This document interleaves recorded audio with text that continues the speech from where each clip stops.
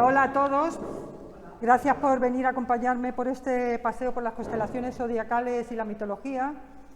Gracias especiales a los que no le acaban de convencer la mitología y aún así están aquí. Espero que cuando termine les guste un poco más. Y gracias a Juan Pedro, el experto en mitología, por venir a resolver posibles dudas. Bueno, dicho lo cual, empezamos. Vamos a hablar de las constelaciones zodiacales y sobre todo de la mitología. A ver, espera que vea dónde se pasa aquí. Aquí. Bueno, como vamos a hablar de las constelaciones zodiacales, vamos a recordar primero qué es la palabra zodíaco, qué significa. Esto deriva del griego y significa rueda de animales. Este fue un concepto babilonio creado en el siglo V a.C. Los astrónomos babilonios dividieron la banda del cielo, donde se movía el Sol, la Luna y los planetas, en 12 partes iguales, cada una ocupando 30 grados de longitud celestial. Y los segmentos correspondían a los 12 meses, con 30 días cada uno, y se le dieron los nombres que conocemos hoy como los signos zodiacales. Hay que distinguir entre signos zodiacales y las constelaciones zodiacales. Los signos zodiacales son esas 12 secciones de 30 grados del zodíaco, con meses de 30 días cada uno. Los astrónomos babilonios ya conocían Ofiuco, pero no la incluyeron porque no encajaban en el calendario de 12 meses lunares. Yo también creo que no la incluyeron porque dar 12 grados en 360 toca muy bien para 30 grados cada uno, les queda redondo. Y después porque en muchas culturas el número 12 ha sido como el número perfecto. Entonces, por eso están los 12 trabajos de Hércules, las 12 tribus de Israel, los 12 dioses olímpicos, incluso la bandera de la Comunidad Europea lleva 12 estrellas. Y si consultas en Google, te dice que no tiene nada que ver con los miembros, sino que tiene que ver con la perfección. O sea que están también usando ese número 12 con ese significado de número perfecto, de la perfección absoluta. En la mitología y en algunas religiones, el número 12 significa como llegar a la edad adulta. O sea que es como un número muy importante. Incluso en el teclado del ordenador, las funciones es hasta F12, porque no han puesto F10, F15, F12. O sea, a ver, es sospechoso. O sea que ese número es un poco especial. Bueno, espera, perdona. Actualmente los signos zodiacales los usan los astrólogos. Y ellos dicen que durante la fecha de un signo zodiacal, el Sol está en esa constelación correspondiente.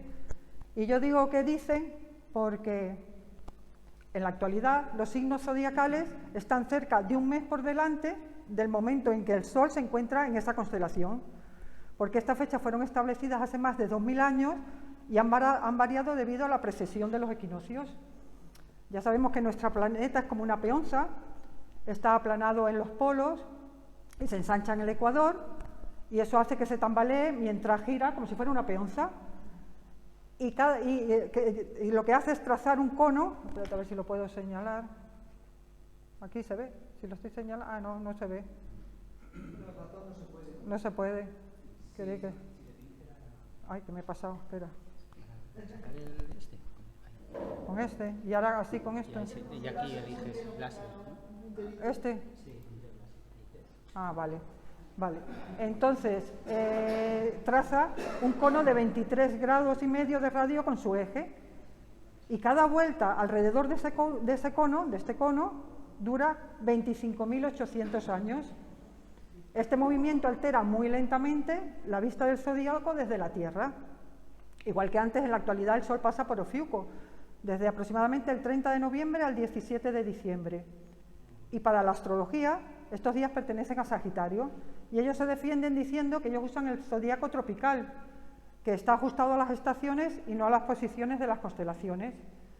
Entonces, debido a esta precesión de los equinoccios, la diferencia entre el zodíaco sideral, que tiene en cuenta ese desplazamiento lento y continuo de las constelaciones zodiacales, y del tropical, que está ajustado a las estaciones, hay una diferencia de 24 grados. Y por ello el 85% de las personas pertenecen al signo inmediato anterior. Como curiosidad, estas serían las fechas astronómicas de cuando el Sol está en la constelación de la eclíptica. Y, por ejemplo, si cogemos una persona que ha nacido el 22 de febrero, se supone que es Piscis. pero el Sol actualmente, el 22 de febrero, está en Acuario, y sin embargo los astrólogos dicen que durante la fecha de un signo zodiacal el Sol está en la constelación correspondiente. Pues si está en la constelación correspondiente y has nacido el 22 de febrero, debería ser Acuario. Sin embargo, son Piscis, o sea que ha variado estos grados debido a la precesión de los equinoccios. Y alguna persona que haya nacido, por ejemplo, el 15 de junio, como una compañera que tenemos aquí, que cuando se lo dije, digo, tú eres Tauro, no eres Géminis. Imposible, me niego. Y digo, pues mira, eres un poco Tauro, porque los Tauros son cabezotas. Así que es un poco Tauro. Me refiero a nuestra compañera Jasone, que es muy cabezota. Dijo que no lo aceptaba, que de ninguna manera. Bueno, y sin embargo las constelaciones zodiacales son las constelaciones que se ubican a lo largo de la trayectoria del Sol en el cielo durante un año, o sea que están en la eclíptica. Los signos zodiacales dividen la banda en secciones iguales de 30 grados y que representa los meses iguales de 30 días, pero es que las constelaciones reales tienen distintos tamaños, no le puedes dar 30 grados a cada una porque cada una tiene un tamaño y una forma diferente. Por ejemplo, la constelación de Escorpio, que ocupa un área de 497 grados cuadrados, el Sol lo cruza en 6 días. Sin embargo, Virgo, que es la constelación zodiacal la más grande y la segunda más grande de las modernas, tarda en cruzarlo 47 días. O sea, que darle a cada una 30 grados, pues no sé, no me parece muy acertado. Bueno, entonces actualmente se consideran 12 constelaciones zodiacales que coinciden aproximadamente con los signos zodiacales y se les conoce como miembros de la familia del zodiaco, pero en la eclíptica, refiriéndonos a ese plano imaginario que contiene la órbita de la Tierra alrededor del Sol en el cielo a lo largo de un año, hay 13 constelaciones, las 12 conocidas más Ofiuco, porque el Sol también pasa por Ofiuco. Mientras que en el cinturón zodiacal, entendido como esa banda que ocupa aproximadamente 8 grados a ambos lados de la eclíptica, habría 25 constelaciones, las 13 conocidas, más Cetus, Corvus, Cráter, la Hidra, Orión, Pegaso, Scutum, Sexta, Auriga, el Can Menor, Serpens y el Águila. Sin embargo, el Sol solo pasa por 13 constelaciones en la eclíptica, y solo la Luna y los planetas son los que se cruzan con los otros. Bueno, pues la primera de las constelaciones es Aries. Este nombre proviene del latín y significa carnero. Es muy antigua, ya era conocida por la civilización babilónica. Es una constelación de un tamaño medio que ocupa el lugar 39 en las 88 actuales.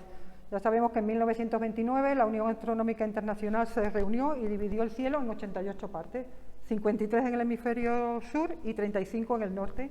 Y son las 88 constelaciones que hay, inamovibles, esas son. Hace 2 milenios el equinoccio de primavera tenía lugar durante el paso por esta estación y esto hizo que el punto exacto donde se produce este equinoccio se nombrara como punto vernal o punto Aries, y es donde también se consideraba que empezaba el zodiaco. Esta designación se ha mantenido hasta la actualidad, a pesar de que debido a la precesión de los equinoccios, el equinoccio de primavera ahora tiene lugar en la constelación de Piscis, y el equinoccio de otoño, que era en Libra, ahora es en la constelación de Virgo. O sea, ha variado debido a la precesión de los equinoccios. ¿Vale? En cuanto a la mitología, nos dice que Atamante, que era el rey de Beocia, Beocia es está situado en la parte occidental de Grecia. Él, con su primera esposa, que era Néfele, que era la diosa de las nubes, tuvo 2 hijos, un niño que se llamó Frixo y una niña que se llamó Hele. Bueno, Atamante con el tiempo deja a Néfele, se vuelve a casar con la hija del rey de Tebas y tiene también 2 hijos. Entonces esta reina Ino estaba muy celosa porque ella quería que los herederos del trono fueran sus hijos, pero le tocaba a Frixo, que era el heredero, el primer hijo que había tenido con su primera esposa, y entonces ella, ¿qué hace?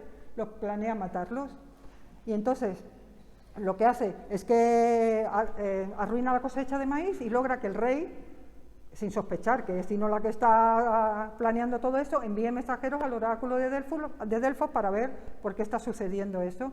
Ya sabéis que antes el oráculo de Delfos, cuando lo consultaba era, lo que decía iba a misa, había que obedecerlo. Entonces el mensajero que mandan, que está bajo las órdenes de la reina, le dice lo que la reina le ha dicho que diga, y le dice que es deseo de los dioses que sacrifique al príncipe Frixo, a su heredero, en un ritual. Así que Atamante, pues el rey no tiene otro remedio que acceder. Ahí lo vemos en una escultura que pertenece al neoclásico, en el que vemos a Tamante, pues que está cogiendo, intentando acoger a Friso y a Ele porque los va a sacrificar, que es lo que había dicho el oráculo, y a la vez Néfele, que está intentando pues protegerlo, lo es su madre, ella no quiere que lo sacrifique. Entonces, según la leyenda, lo que hace ella, como ve que Atamante, el rey, está decidido a sacrificar a su hijo, pues decide protegerlo y le manda a un guardián. Ese guardián es un carnero alado con la lana o el vellocino de oro. Y según la mitología, este carnero los monta a su espalda y comienza a viajar lejos de Beocia, lejos de la reina, para que no lo sacrifique. Pero ¿qué pasa? Que lamentablemente cuando ellos están, digamos que aquí estaba Beocia, este carnero que es alado, coge, los monta los dos, atraviesa Grecia y cuando llega aquí, que es el actual estrecho de Dardanelos, antiguamente era el Ponto, pues ahí Ele, que es la chica, se resbala y cae, y al caer muere. Y a partir de ese momento, este sitio que era conocido como Ponto, se conoció como el Esponto, en honor a Ele, a esta princesa que había muerto ahí.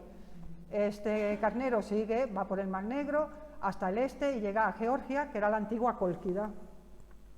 Y allí en la Cólquida es recibido por el rey, y que lo recibe cordialmente, incluso le ofrece a su hija como esposa.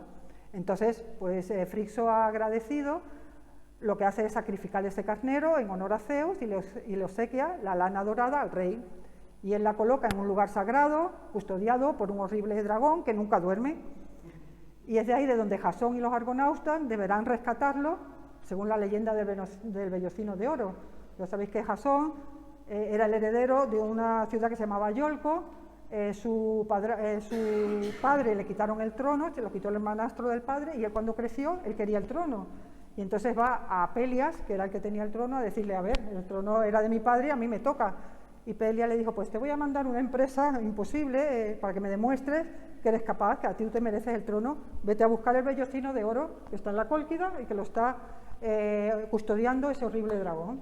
Y es de donde ahí, pues Jasón y los argonautas tienen que ir. Y aquí se le ve en este dibujo, una crátera roja que fue encontrada en Apulia, en que Jasón le trae a Pelias ese vellocino, es lo que está, a ver, esto es el vellocino de oro, este Jasón, Pelias, y le están coronando porque él consiguió traer el vellocino, con lo cual que demostró que a él le tocaba ese trono.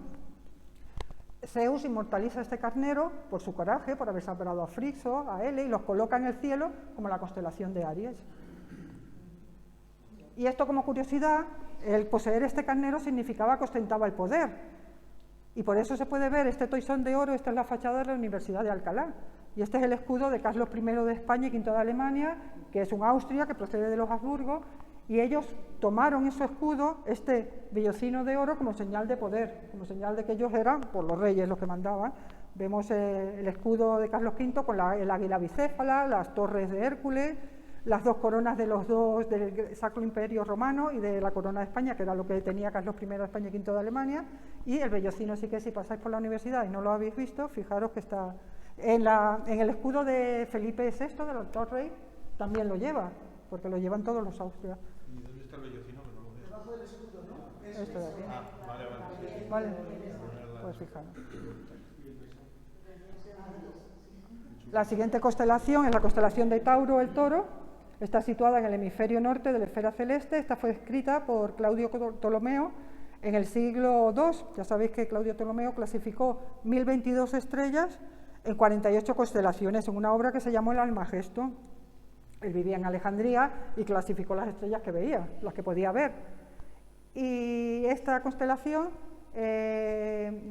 concretamente, está dentro de las 12 zodiacales, la de Tauro, y es el segundo signo del zodiaco, y contiene uno de los más bellos cúmulos abiertos, el de las Pléyades, el que conocemos todos. Este cúmulo abierto de las Pléyades significa las palomas, y ellas eran las 7 hijas del titán Atlas y de la Oceánide Pleione. Ellas pertenecían al cortejo de Artemisa. Artemisa es la griega, Diana es la romana. Ya sabéis que esa diosa era la diosa de la caza, pero también era la diosa de la virginidad. Todas las que pertenecían a su cortejo habían hecho voto de castidad. Las Pléyades, por lo tanto, habían hecho voto de castidad, pero resulta que ellas eran muy jóvenes, eran hermosas, y entonces no cumplieron con ese voto y tuvieron hijos con algunos dioses, como Zeus, como no podía ser de otra manera, con Poseidón, con Ares. Sin embargo, una de las hermanas se unió a un mortal, que era Sísifo, que era este rey muy impío, que fue castigado a subir una piedra a lo alto de una montaña. Cuando llegaba ella se volvía a caer y otra vez volver a empezar, y así toda la vida. Y ella se avergonzaba porque fue la única que se casó con un mortal. Entonces, según dice la mitología, esta estrella que la representa es la que menos brilla, porque está rodeada de una nebulosa. Esta es Mérope, veis que las demás como que brillan más, y esta pues brilla menos porque está rodeada de esta nebulosa. Esta fotografía de M45, que es el cúmulo de las Pléyades, es de Fernando de la Torre, de uno de nuestros astrofotógrafos, y está hecho en Pioz en el 2009. Y aquí os lo he puesto para que lo veáis, pues Mérope es esta, Atlas y Pleione son los padres, que son estas dos de aquí. De esta Mérope, Electra, Celaeno, Taigeta, Astérope, Maya. Zeus con Maya tuvo a Hermes, que es Mercurio, el mensajero de los dioses, y Alcione. Bueno, pues estas Pléyades un día se encontraron con el gigante Orión, la constelación de Orión se refiere, y este se enamoró de ellas.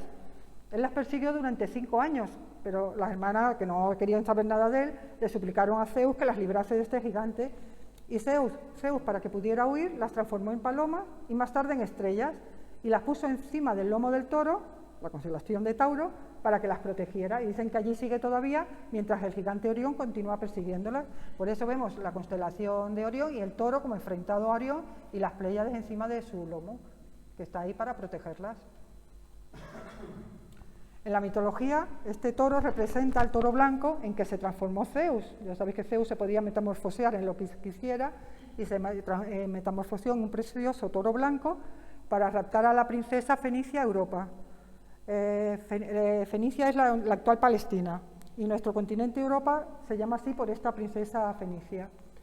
Bueno, pues Zeus, que se quedó prendado de Europa, le pareció bellísima, se transformó en este hermoso toro blanco y aprovechó cuando ella estaba paseando por el mar, por la orilla del mar con otras mujeres, y se mezcló con el ganado.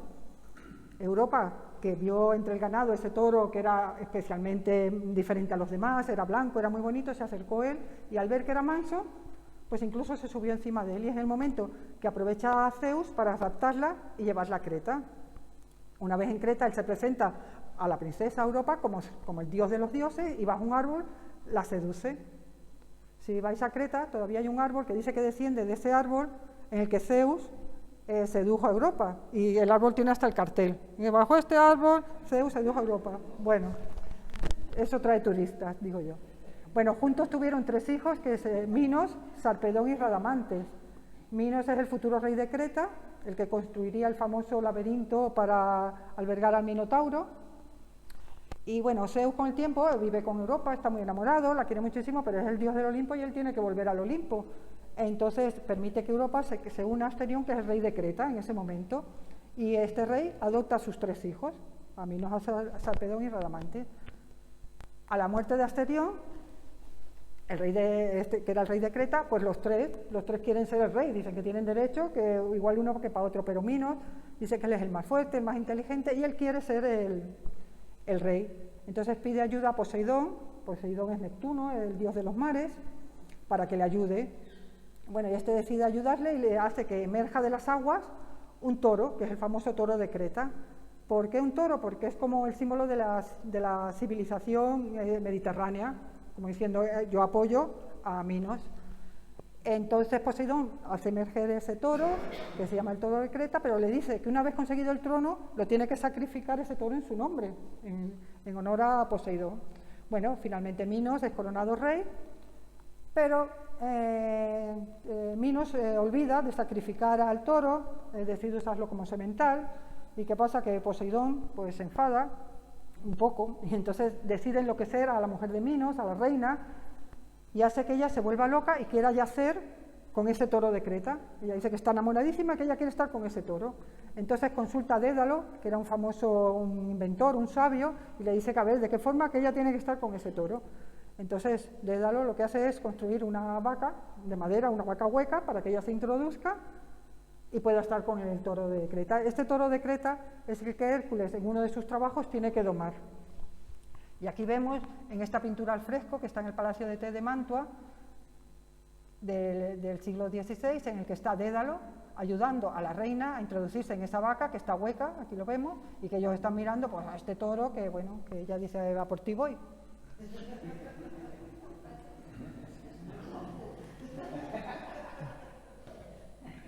Bueno, de la unión de la reina, que se llama Pasífae, y del toro de Creta, nace el famoso Minotauro. El Minotauro tiene cuerpo de hombre y cabeza de toro.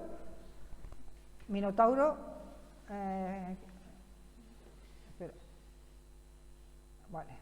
Aquí he puesto este grabado de Tempesta, esto es del barroco, en el que está Hércules. Hércules tuvo que domar al toro de Creta, y está aquí Hércules con la piel del toro, que es como lo que le distingue, y está cogiéndolo por los cuernos, y de ahí viene la expresión coger al toro por los cuernos, cuando tienes que resolver una situación, porque él resuelve pues cogiéndolo por los cuernos, y de ahí viene esa expresión. Bueno, el Minotauro, que es el hijo de esta reina con el toro de Creta, el Minotauro quiere decir hijo de Minos, aunque no era hijo de Minos, era hijo de su mujer con este toro, era un animal salvaje. Entonces Minos se ve obligado a mandar a construir el laberinto. El laberinto, por supuesto, lo ideó Dédalo, que era el sabio de allí, y entonces sería este laberinto conocido como el laberinto del Minotauro. Y aquí pongo una moneda de plata hallada en Nosos, en la isla de Nosos, en la que representa el laberinto, o sea que el laberinto existió. ¿Que existiera el Minotauro? No lo sabemos. ¿Que esto era el laberinto para llegar al palacio de Nosos para que nadie tuviera acceso? Pero el laberinto existió. Bueno, entonces por una deuda que la ciudad de Atenas adquiere con Creta, se ve obligado a entregarle cada 7 años a 7 mujeres vírgenes y a 7 chicos jóvenes de las más nobles familias para entregárselo a Minotauro como un sacrificio, o sea, se lo daba. Ay, qué sacrificio. Pero en una de esas expediciones a Creta, Teseo, que es el hijo del rey de Atenas, se llama Egeo, se ofrece para ir y liberar a su pueblo. Él dice que está dispuesto a ir y a liberar a su pueblo de esta deuda que tiene con Atenas y de ese sacrificio que de 14 jóvenes cada 7 años. Su padre, que es el rey Egeo, le dice, a ver, que tú eres el rey, el príncipe, tú no estás obligado a ir, es que el que va allí muere, y no puede, pero él está decidido, y su padre lo único que le dice, la única condición que le pone, que a la vuelta, como este barco parte con velas negras, en señal de que va a sacrificar a esos 14 jóvenes, ponga velas blancas, y él a lo lejos ve que se ha salvado, que ha conseguido acabar con el Minotauro y que viene vivo. Bueno, pues parte Teseo a Creta, y al llegar, la hija de Minos, de este rey de Europa y con Zeus, que se llama Ariadna, se enamora de Teseo. Él le cuenta que él viene a matar al Minotauro, a acabar con el Minotauro para quitar a su pueblo de esa deuda, y ella pues se enamora de él, decide ayudarle, va otra vez a Dédalo y le dice, a ver, ¿cómo yo le puedo ayudar? Porque matar al Minotauro es difícil, pero salir del laberinto es imposible. Entonces Dédalo hace la famosa esa madeja de hilo, que mientras va entrando él la va desenrollando, mata al Minotauro y después encuentra la salida volviendo a enrollar esa madeja. Bueno, pues Teseo termina matando al Minotauro y parte de regreso a su país llevando el barco a Ariadna, pero hacen una parada en la isla de Naxos y no se sabe por qué, todos bajan a descansar, Ariadna se queda dormida y no se sabe por qué, la abandona, o sea, se van todos y dejan a Ariadna en la isla. Ariadna, cuando se despierta, se ve sola, y a esa isla llega Dionisio. Dionisio es el rey Baco, el dios del vino, de las orgías, hijo de Zeus. La ve y se enamora de ella. Entonces dice que le pide la mano, que se case con él, y como muestra de su amor, le entrega la corona que él lleva. Esa corona está hecha por Hefesto. Hefesto es el herrero de los dioses, y es hijo de Hera, la mujer de Zeus. Y él le da esa corona como señal de amor hacia él, y cuando ella muere le pide a su padre, a Zeus, que ponga esa corona en el cielo, y esa corona es la constelación de la corona borealis. Así que cuando estamos viendo esta corona, es la corona que Teseo regaló a Ariadna. Hay otra versión que dice que cuando Dionisio le pide a Ariadna que se case con él, ella dice, vamos, yo no quiero saber de ningún humano más, mira lo que le he hecho a Teseo y me ha abandonado aquí, no me caso con ninguno. Pero él le dijo, es que yo no soy un humano, yo soy un hijo de Dios, y se quitó su corona y la puso en el cielo para demostrarle que era un dios. Y aquí lo vemos en un cuadro que está en la National Gallery de Londres, de Jordans, que es del barroco, en que es Baco y Ariadna, y vemos a Dionisio Baco dándole esa corona a Ariadna en señal de amor. La acompaña Sileno, que es el que es su instructor, el que siempre va con él, que siempre está borracho, por cierto, todo es lo que le acompaña, y siempre que ponen estos amorcillos en los cuadros significa que hay un amor, un erotismo, porque ellos se casan. Y aquí he puesto este cuadro que también está en la National Gallery de Londres, de Tiziano del Renacimiento, en el que se ve Baco y Ariadna, y está Ariadna explicándole a Dionisio o a Baco que bueno, que es que ella iba en el barco con Teseo y la habían abandonado y está señalando, aquí se ve, no sé si se ve bien, pero esto es el barco. Ella le está señalando el barco diciendo, bueno, yo iba en ese barco, me han dejado aquí, no sé por qué. A él le acompañan pues los sátiros, todas las bacantes, aquí está Sileno, que es su instructor, pero aquí, ¿qué nos pone Tiziano? Las estrellas de la corona boreal, porque los pintores en esta época se sabían muy bien toda la mitología, porque era la excusa que tenían para pintar desnudos. Entonces se la conocían muy bien. Bueno, dejamos a Ariadna con Dionisio y Teseo, que había partido en el barco, pues con la alegría de que ha conseguido volver, de que ha librado a su pueblo de esa deuda, se olvida de cambiar las velas. Egeo, su padre, que lo ve a lo lejos, lo ve con velas negras, dice, pues ha muerto mi hijo, no ha conseguido lo que tenía que hacer, con lo cual se tira al mar, y ese mar a partir de ese día es el mar Egeo, en honor al rey de Atenas, que era Egeo. La siguiente constelación es Géminis, que representa a los gemelos Castor y Polus. También le llaman los dioscuros, que quieren decir hijos de Zeus, aunque hijos de Zeus es uno. El otro es hijo de la misma madre, pero no del mismo padre. Fue catalogada por Ptolomeo en el siglo II en el Almagesto y ocupa el puesto...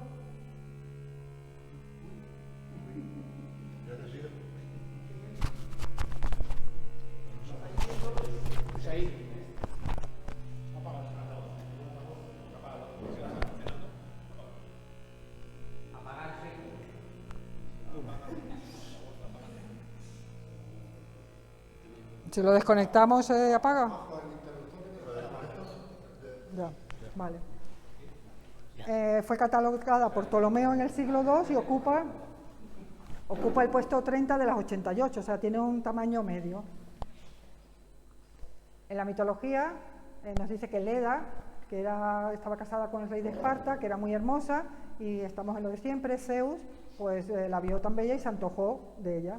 Entonces se metamorfosea en un bello cisne, aprovecha que ella un día está paseando por el borde de un lago, se transforma en cisne, queda prendada del animal, se pone a jugar con él y es cuando Zeus le sorprende y la seduce. Bueno, dicen que Zeus estuvo con ella solo medianoche porque la otra mitad ya volvió con su marido. Aquí la vemos en este cuadro de Jean-Marie Pierre del siglo XVIII, es del Rococó, que vemos a Leda con el cisne. Pero es que también Dalí en el siglo XX pinta la Leda atómica. Dalí es un surrealista, pero también la pinta. Es Gala, es su mujer, es su musa, pero también él pinta mitología. Y eso se refiere a este mito de Leda. Bueno, pues Leda regresó esa noche con su marido, también tuvieron relación, quedó embarazada de ambos y pone 2 huevos. De cada uno nacerían 2 hijos, o sea, 4 hijos en total. Lo que pasa es que 2 eran mortales porque eran hijos de su marido, que eran Castor y Clitemnestra, y 2 inmortales, que son los que había tenido con Zeus, Polus y Helena. Esta Helena es la Helena de Troya. Bueno, pues estos 2 hermanos que representan la fraternidad, la hermandad, o sea, siempre están juntos, participan en todas las grandes aventuras de la época, van con Jasón y los argonautas a buscar el vellocino de oro, rescatan a varios de la tripulación, por lo que son conocidos como los santos patronos de los marineros, también participan en la guerra de Troya porque Helena era su hermana. Pero el problema, la tragedia llega cuando ellos pelean con otros 2 gemelos. En esa pelea, uno de esos gemelos mata a Castor, que es el mortal. Polus, enfadado, mata al otro. Zeus mata al que mató a Castor, que al final Castor mueren, como en las películas, mueren todos, pero Polus, que es inmortal, claro, tiene pena porque se ha muerto su hermano, entonces él le implora, le pide a su padre Zeus que le devolviera la vida a su hermano, o que él rechazaba su inmortalidad si no la podía compartir con él, que él no quería vivir si su hermano no vivía. Entonces Zeus, su padre, conmovido, decidió colocarlos juntos en el cielo, formando la constelación de Géminis, y también le concedió a Polus compartir su inmortalidad con Castor. Así que durante la primera mitad del año ambos descenderían al Hades y durante la segunda pues subirían al cielo, estarían en el firmamento, y por eso la constelación de Géminis es visible durante los meses de otoño e invierno en el hemisferio norte. Cuando no es visible es porque se supone que están en el inframundo, en el Hades. Y esta escultura que está en el Museo del Prado, que es de mármol blanco, está datada del siglo I y que vemos aquí a los gemelos Castor y Pollux. Seguimos. Bueno, la siguiente constelación es Cáncer, que se llama Cangrejo o Carcinos. Esta tiene la peculiaridad de ser la más tenue de las 12. Ninguna de sus estrellas tiene una magnitud aparente inferior a 3. Ocupa el puesto 31 de las 88, bueno, tiene un tamaño intermedio. Dentro de la mitología está asociada a uno de los 12 trabajos de Heracles, que es el griego, o Hércules, que es el romano, que era hijo de Zeus y Almena, o sea, hijo de un dios y de una mortal. Lo que pasa que Hera, cuando él tiene que hacer este trabajo de matar a la hidra, uno de sus trabajos que es matar a la hidra de Lerna, Hera, la mujer de Zeus, que se pasó media vida pues peleándose con todos los amantes de su marido, con todos los hijos a los que odiaba. Como Hércules era un hijo de su marido con una infidelidad de su marido, pues aprovecha que él está peleando con la hidra de Lerna y le manda un cangrejo, este cangrejo, para entretenerle y que la hidra le mate. Pero bueno, Hércules, o Heracles era Hércules, pudo vencer a los dos, y como recompensa Hera colocó esta constelación en el cielo.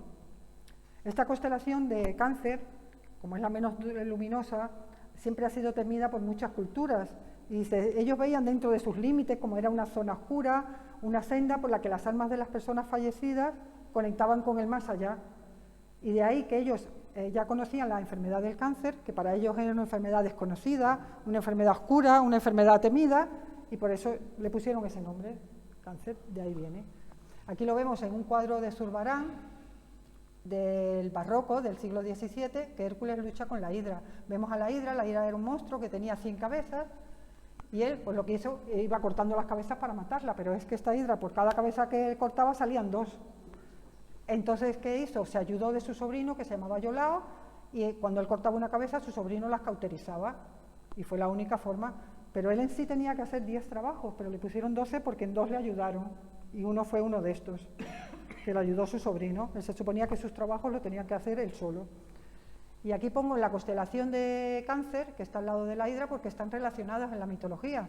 Incluso la constelación del León está al lado, porque todos son relacionados con los trabajos de Hércules. Y de ahí que yo diga que la mitología pues también ayuda a conocer el cielo, para los que no les gustan la mitología, que también es interesante. Esta constelación tiene un cúmulo abierto, que es el cúmulo del pesebre, que es un cúmulo muy bonito, que los griegos vieron en ello, en esta nebulosa, en este cúmulo, un pesebre que estaba formado por 2 asnos que comían de este pesebre. Por eso, ¿cuáles son los 2 asnos? Estas 2 estrellas. Esta estrella se llama Acelus Borealis y Acelus Australis, que quiere decir el asno del norte y el asno del sur. Y ellos veían estos 2 asnos que estaban comiendo de este pesebre, y por eso le pusieron ese nombre.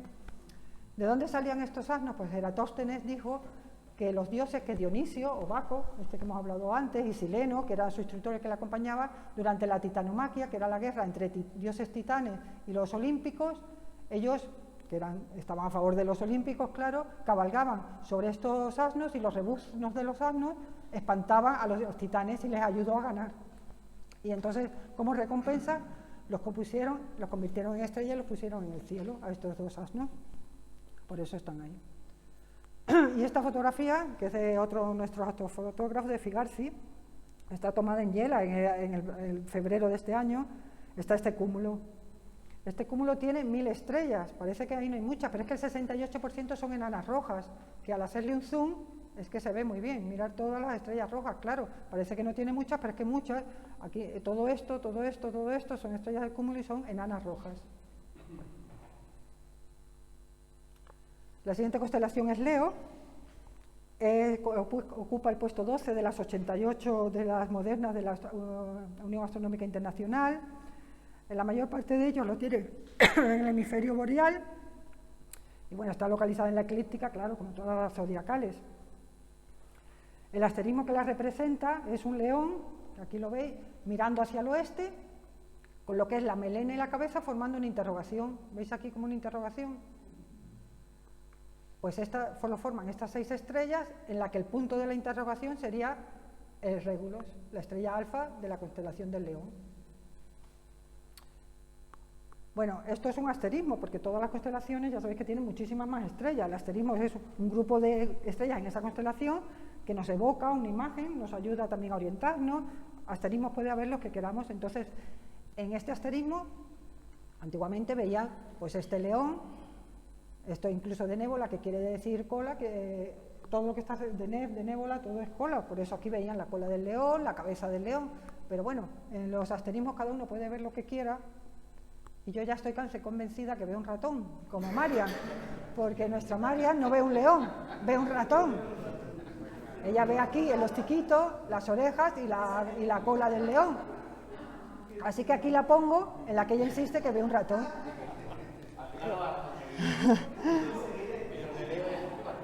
Claramente no hace falta un telescopio para ver este asterismo, otro sí, esto no, pero la foto que tenía era esta, y es la que he puesto.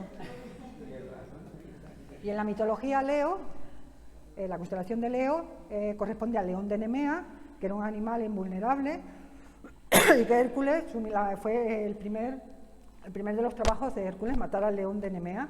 Este león vivía en una cueva que tenía 2 salidas, lo que hizo Hércules taponar una, se metió por la otra para intentar matarlo, pero es que tenía la piel invulnerable, no había manera de matarlo con nada, entonces lo apretó hasta ahogarlo, y después con sus propias garras, con las garras del león, lo desolló, y cogió para sí la piel y la cabeza como casco. Y Zeus transformó a este león en constelación para honrar a su hijo, en honor a su hijo. Y aquí lo vemos en este cuadro de Zurbarán del siglo XVII, que pertenece también al barroco. Este está en el Museo del Prado, y está Hércules con este león pues, que le está apretando hasta ahogarlo, que es la única forma que tuvo de matarlo. Y aquí lo que os he puesto, que esta escultura, que es del periodo de la dinastía Flavia es la que hizo el Coliseo de Roma, también es la que le tocó la erupción del volcán, del volcán del Vesubio, y la destrucción de Pompeya y Herculano, y fue entre el 68 y el 98 después de Cristo. Y esto se encuentra en el Museo Metropolitano de Arte de Nueva York, y lo pongo aquí porque se ve pues lo que siempre, o sea, cuando vemos una escultura y la vemos cubierta con un león, pues sabemos que estamos hablando de Hércules. Está lo que es la piel de Hércules y la cabeza de la piel del león, perdón, y la cabeza del león como casco. La consiguiente constelación es Virgo, que está acá entre las 88 de la Unión Astronómica Internacional, y ya os he dicho antes que era la más extensa de las zodiacales, pero es la segunda más extensa de las 88, solo la superada por la Hidra. Ya he dicho que tardaba el Sol en pasar por ella 45 días, es de las más grandes. Y en ella se representa, en esta constelación, representa a Astrea. Astrea era una titánide, hija de Zeus y de Temis, y representaba a la diosa virgen que llevaba los rayos de Zeus durante la titanomaquia. Y ella era la diosa de la justicia humana, la justicia entre los hombres, frente a su madre, Temis, que era la justicia divina. Ella fue también la última mortal que vivió entre los humanos, y Zeus le concedió el permiso de conservar su virginidad porque durante la titanomaquia ella llevaba sus rayos, lo ayudó. Aquí la tenemos en una escultura en la Corte Suprema de Justicia de Vermont, en que está, aquí pone Astrea, se ve a ella, y en la mano lleva la balanza. La balanza representa la justicia, pero también representa la siguiente constelación, la constelación de Libra, que se supone que es la balanza que lleva a ella como la balanza de la justicia. En la mitología romana ellos la relacionaban con Ceres, que era la diosa de la agricultura, y por eso 2 de sus estrellas, que es esta Vindimiatrix y Spica quiere decir la espiga, estaban relacionadas con la agricultura. En la mitología griega ya os he dicho que Temis, su madre, era una diosa que representaba la justicia divina y la equidad, y por eso se la solía representar con la balanza de la justicia, la espada para cumplir esa justicia y los ojos cubiertos. De ahí viene la expresión de que la justicia debe ser ciega, que no debe distinguir entre personas, entre colores ni nada. Por eso ellos la representaban así. La siguiente constelación es Libra, que es la balanza, es la 7ª del zodiaco, no tiene estrellas de primera magnitud y en algún momento perteneció al Escorpión, porque 2 de sus estrellas, que se llaman la alfa de Libra y la beta, que son Subenel Genubi y Subenel Chamali significan pinza del norte y pinza del sur, o sea que pertenecían al escorpión. Y en la mitología ya os he dicho que es la balanza sostenida por Astrea, que es la diosa de la justicia, pero la justicia humana entre los hombres. El escorpión es de las constelaciones más antiguas, ya la conocían los sumerios hace 5.000 años.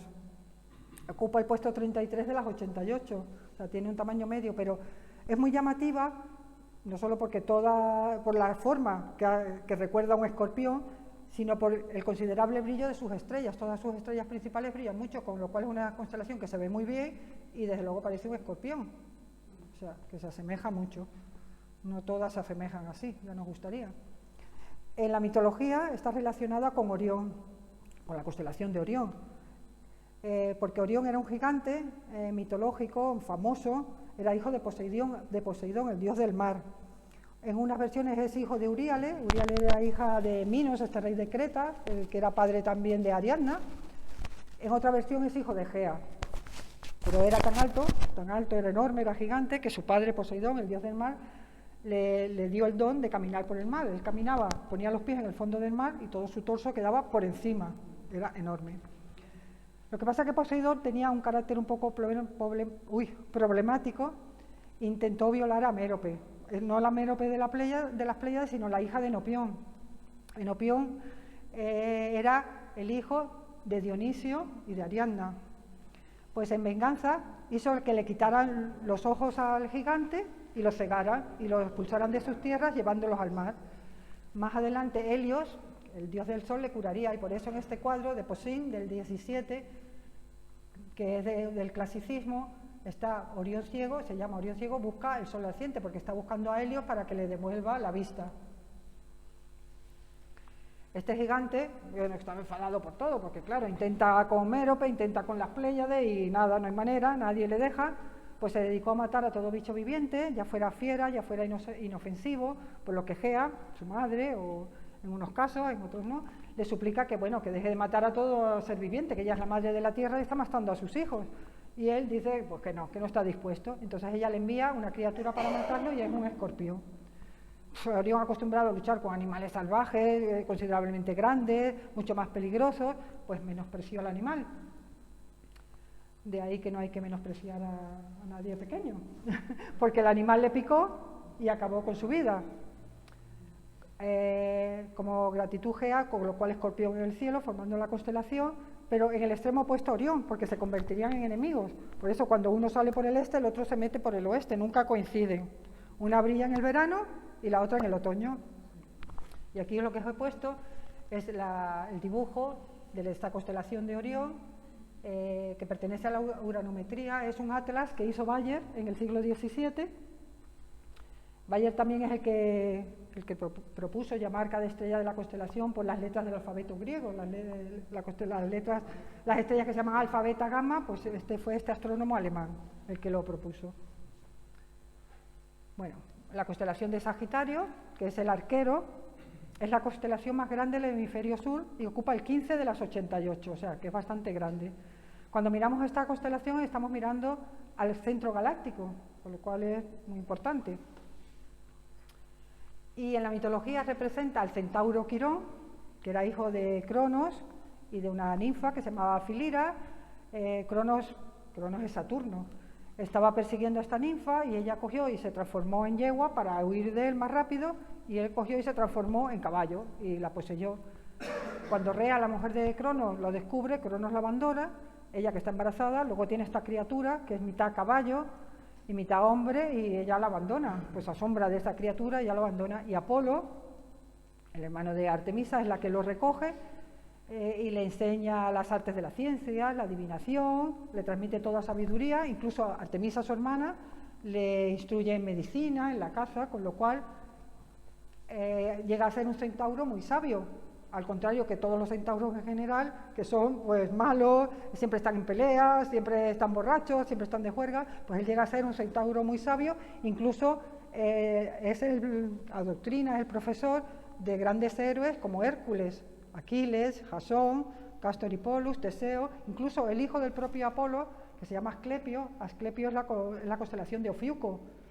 que se convierte en padre de la medicina, se lo confía a él. Él enseña a todos estos héroes. Y aquí tenemos un cuadro de Batoni, que también es del clasicismo, que está Aquiles con el centauro Quirón. Está el centauro, pues mitad hombre, mitad caballo, y con Aquiles, que le está enseñando pues lo que toque pues durante una boda en que los centauros estaban invitados, y como eran pues eso, unos se emborrachaban, secuestraron a varias mujeres, entonces los invitados a la fiesta, a la boda entre los que estaba Hércules, pues empezaron a luchar contra los centauros, y Hércules, pues sin querer, disparó una flecha que estaba mojada con la sangre de la hidra de Lerna, pero la flecha fue a parar a su instructor, a su profesor, a Quirón. Entonces Quirón era hijo de un dios, era inmortal, pero los dolores sí que lo padecía, y tenía tantos dolores que él prefirió morir y ceder su inmortalidad a Prometeo. Entonces Zeus consideró que debería de salvarlo de su sufrimiento, le permitió morir, pero quería que su figura no se olvidara, por lo que envió a Quirón a las estrellas, donde formó la constelación de Sagitario, siempre armado con su arco y sus flechas. La constelación de Capricornio, que significa que es conocida como la cabra, o la cabra marina, es la 10ª de las 12 constelaciones del zodíaco, es la más pequeña, ocupa el lugar 40 y está situada en el hemisferio sur. Una de las propiedades de esta constelación es que hace 2000 años el paso del Sol por esta constelación marcaba el solsticio de invierno. Debido a esto se la asociaba con el inicio del invierno. Actualmente ya no se cumple debido a lo que hemos dicho antes de la precesión de los equinoccios, y ya el solsticio de invierno tiene lugar en la constelación de Sagitario.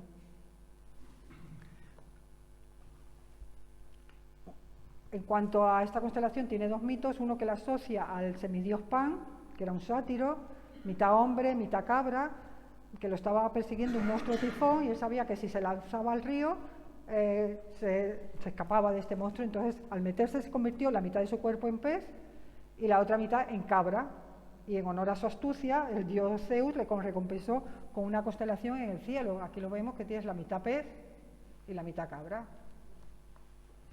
El otro mito es que lo relaciona con la ninfa, con la cabra Maltea, que esta ninfa es importante porque es la que crió a Zeus. Ya sabéis que Zeus era hijo de Saturno, y Saturno, por una profecía que había dicho que uno de sus hijos acabaría con él y le superaría, pues se dedicó a comerse a todos los hijos. De ahí los cuadros de Saturno devorando a sus hijos, y uno de ellos consiguió, en vez de darle al hijo, en una manta envolvió una piedra, que se lo dio para que se lo comiera, y salvó a Zeus, y se lo dio a esta cabra para que lo amamantara. Lo que pasa es que Zeus, un día jugando con esta cabra, le rompió uno de sus cuernos. Entonces le concedió que ese cuerno fuera conocido como la cornucopia, que es el cuerno de la abundancia. Siempre estaba lleno de frutos, o sea, el que lo poseía era como que poseía tenía abundancia. Aquí lo vemos en una escultura en Alemania, en Bremen, que está frente al museo de Fock, y que se ve este cuerno pues con todos los billetes, con toda esta abundancia. Y aquí en un cuadro de Rubens del barroco del siglo XVII, en que se ve estas tres ninfas con ese cuerno de la abundancia, con todos los frutos, con todas las flores. La constelación de Acuario, que es el portador del agua o ánfora, es una de las 88 conocidas por la astronomía moderna y fue descrita por Ptolomeo. Esta ocupa el puesto 10, o sea, de las 88, que es bastante grande. Se encuentra en una región comúnmente llamada del mar o del agua, por la profusión de sus constelaciones acuáticas. Tiene Cetus, que es la ballena, Piscis, que son los peces, el río Eridanus, o sea, todo está relacionado con el agua y está en esa zona. En la mitología se le identifica con Ganímedes. Ganímedes era un príncipe troyano, el hijo del rey de Troya. Su padre le encargó la tarea de guardar los rebaños y, bueno, cuentan que era un mortal muy guapo, muy hermoso, y Zeus, pues también, que se caprichaba en todo, también en Ganímedes. Como veis, le daba a todo, le daba igual. Se enamoró perdidamente de él, y ¿qué hace?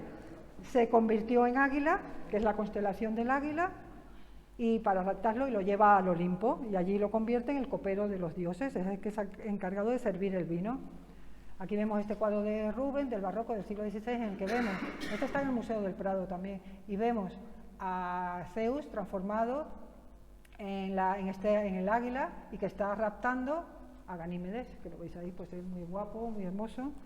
Y en esta escultura, que está datada entre los siglos 4 y 5, que fue descubierta en Cartago, se presenta a Zeus, que está metamorfoseado en águila, y a Ganímedes, que está solo, ataviado con este gorro que le llaman el gorro frigio, que es típico de Troya. Él era un príncipe troyano. La constelación de Piscis ocupa el 14 de las 88, o sea que es una constelación también bastante grande. Se puede ver cuando la eclíptica y el ecuador celeste se cruzan dentro de esta constelación, y esto se produce en la primavera. El punto donde se cruza se le conoce como el punto vernal o punto equinoccial vernal.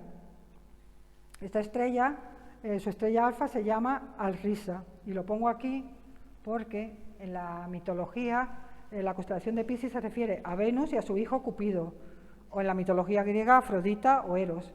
Ellos fueron sorprendidos por este monstruo que también atacó al semidios Pan, y Venus sabía que se podía escapar metiéndose por el agua. Entonces cogió a su hijo Cupido, se sumergió por el agua, y donde los dos se transformaron en peces, que son esa constelación de Piscis. Para asegurarse de que no se perdiera, se ataron con una cuerda, y por eso esta estrella se llama Risa, que significa cuerda. Es la cuerda que sujetaba a los dos, a madre y a hijo, para que no se perdieran. Y bueno, pongo la última, Ofiuco, que es de las 13 de la eclíptica. Ofiuco es el portador de la serpiente o serpentario. Es una de las 88 de las modernas y de las 48 de Ptolomeo, y puede verse en ambos hemisferios de abril a octubre, porque está situada en el ecuador celeste. En la mitología representa a Asclepio. Asclepio era el dios griego de la medicina, era hijo de Apolo y de Coronis. Lo que pasa es que Coronis, estando embarazada de Asclepio, estando embarazada de Apolo, se casó con otro hombre, con mortal, que se llamó Ischis, y Apolo, pues sintiéndose agraviado, lo mató. Y Artemisa, su hermana, mató a Coronis. Pero antes de que ardiera en la pila, Apolo sacó del vientre a Asclepio y se lo dio a este centauro Quirón, que es este centauro tan inteligente, y fue el que le enseñó a Asclepio, sobre todo, especialmente en lo relativo a la medicina y a las plantas medicinales. Asclepio alcanzó tal habilidad que podía devolver la vida a los muertos, por lo que Hades, el dios del inframundo, se quejó y dijo: a ver, que está cambiando el orden lógico de la vida. Se quejó a Zeus y dijo: esto no puede ser. Y Zeus dijo: me va a dejar el más allá despoblado. Entonces lo decidió matar con un rayo, y Asclepio fue llevado a los cielos y convertido en deidad. La vara, que es el símbolo de la profesión médica, y la serpiente, que muda la piel, que simboliza por lo tanto el rejuvenecimiento. Y por eso la OMS también ha utilizado este símbolo de la vara y de la serpiente como símbolo de la medicina asociado a ello. Los miembros de la familia de Asclepio también ejercían funciones médicas. Por ejemplo, su mujer, que se llamaba Epíone, calmaba el dolor. Su hija Egea era el símbolo de la prevención, y Panacea, que de ahí viene el nombre, era el símbolo del tratamiento. Sus hijos Teleforo era el símbolo de convalecencia, y Macaón y Podalirio eran los dioses protectores de los cirujanos y de los médicos, todo relacionado con la medicina. Bueno, y nada más recordar que la mitología siempre ha estado ligada a la astronomía, que conociendo sus leyendas podemos conocer el cielo, que intenta explicar los orígenes del mundo, detalla la vida de aventuras de dioses, héroes, criaturas mitológicas a través de sus constelaciones. Héroes, por ejemplo, como la constelación de Géminis, que representa a Castor y Pollux. Seres mitológicos como la constelación de Aries, que representa el vellocino de oro, que salvó a Frixo, y que Jasón y los argonautas tuvieron que ir a buscar el vellocino a la Cólquida, que era la piel de él. La constelación de Tauro, que representa el toro en que se transformó Zeus para seducir a la princesa fenicia Europa. La constelación de Cáncer, que representa a Carcinos, este cangrejo que mandó Hera para entretener a Hércules mientras mataba a la hidra de Lerna. La constelación de Leo, que es el león de Nemea, el primer trabajo de Hércules. La constelación de Escorpio, que es el escorpión, que mandó para matar a Orión, Gea, la madre tierra, la de Capricornio, que representa a la cabra maltea, esta cabra que crió a Zeus, reyes y príncipes como Acuario, que representa a Ganímedes, el copero de los dioses. La constelación de dioses, o sea, dioses y semidioses, como la constelación de Virgo, que representa a Astrea, la diosa de la justicia entre los hombres. La constelación de Sagitario, que representa al centauro Quirón, hijo de Cronos. La constelación de Piscis, que representa pues a Afrodita y Eros. Y la constelación de Ófiuco, que representa a Asclepio, el dios de la medicina, dios griego de la medicina y el hijo de Apolo. Y pues nada más, muchas gracias a todos. Muchas gracias.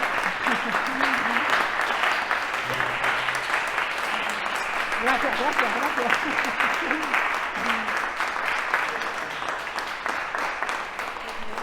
Bueno, espero que os guste un poco más la mitología a partir de ahora.